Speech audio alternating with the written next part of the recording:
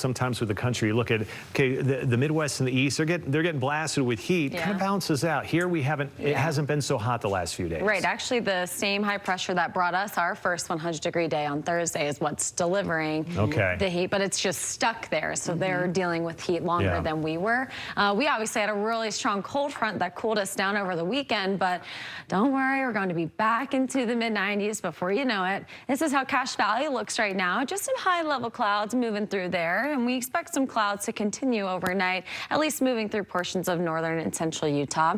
Highs today topped out at 84 degrees in Salt Lake, so it is about 4 degrees shy of our normal high for this day.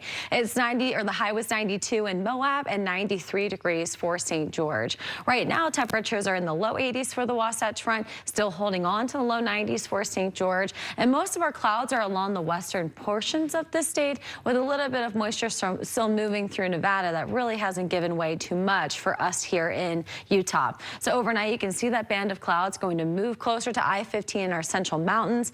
By the daytime or during the day, it will lift up into the northeastern portions of the state. And because there's still a little bit of moisture with those clouds, we can't rule out an isolated shower, again, mainly in the higher terrain. We'll still also expect some clouds to move through northern Utah, so a mix of mostly sunny to partly sunny skies again tomorrow. Afternoon highs will bump up just a little bit into still the mid-80s. And then after that, we're going to have a pretty stagnant weather pattern. So from Thursday through Sunday, we're going to see temperatures right around the mid-90s mark for northern Utah with mostly sunny skies. Now, southern Utah, like St. George, each day will get steadily warmer as they head through the weekend. Now, as we look at our outlook for next week, we're hoping to see a little bit of a pattern change. Now, it has been really dry here for the last several weeks in June. So the Climate Prediction Center is issuing our temperature outlook and our precipitation outlook. For temperatures, the darker these contours get, the higher our chances are of being warmer than normal. So it looks like through next week, we will see warmer than normal temperatures above 88 degrees for Salt Lake. And then the precipitation outlook, when we see kind of the darker contour over the four corners, that is reflective of monsoonal moisture. So the hope is that we can get that pattern to stick in place and give us some precipitation as we head into the end of June and the beginning of July. There's good things and bad things that can come with storms, but again, we kind of need the moisture, so we'll hope for that. But still, it will be hot. Nonetheless, tomorrow, still about cooler than normal. Generally in the 80s, low 90s for Green River with mostly sunny skies. Southern Utah in the low 80s for Beaver, upper 70s in Panguitch, near 77 degrees in Loa.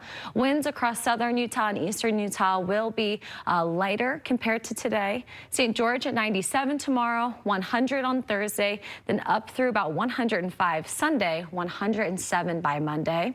Northern Utah around 84 degrees in Logan tomorrow, low 80s for Heber City, mid 70s for Evanston, Wyoming. Temperatures for the Wasatch Front will be in the mid-80s tomorrow. Again, just a degree or two warmer. It'll feel pretty similar to how things were today. Then we hold on to the mid-90s from Thursday through about Sunday. And then given, however, the pattern wants to play out, looks like we are expected to bump up a little bit by the beginning of next week, approaching that triple-digit mark again. Hey, well, it sure is nice to see Bryce Canyon looking a little more clear. Yes, hopefully the winds, that lasts. Hopefully it lasts. Yeah. You're right. Thanks, Devin.